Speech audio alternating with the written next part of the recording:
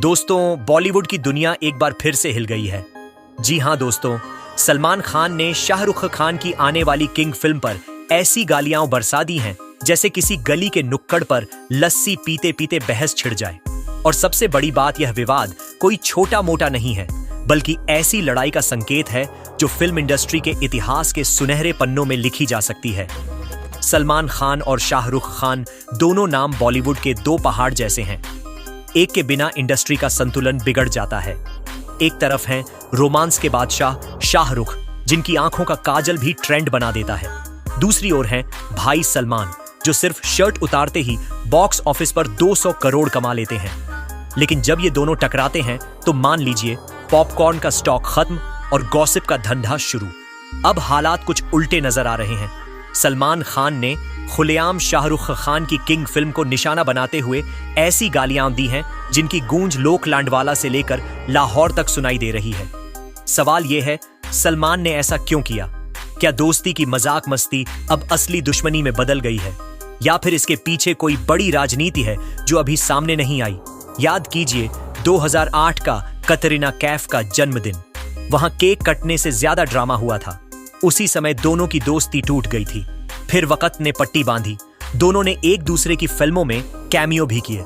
Shahrukh tubelight में दिखे और सलमान जीरो में। फैंस को लगा कि दोनों अब फिर से दोस्त बन गए, लेकिन किंग का ट्रेलर आते ही कहानी बदल गई। खबरों के अनुसार किंग फिल्म में शाहरुख खान एक गैंगस्टर डॉन बने हैं और अंदर की खबर यह कहती है कि उनका स्टाइल, डायलॉग और स्वैग सलमान के अंदाज से मिलता जुलता है।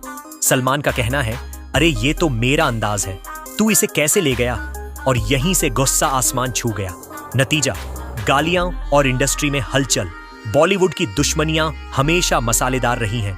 राजेश खन्ना बनाम अमिताभ, आमिर बनाम शाहरुख। लेकिन सलमान बनाम शाहरुख एक अलग ही महायुद्ध है, क्योंकि जब ये दोनों आमने सामने आते हैं तो बॉक्स ऑफिस का हिसाब भी गड़बड़ा जाता है। अब इंडस्ट्री में दो खेमे बन गए हैं।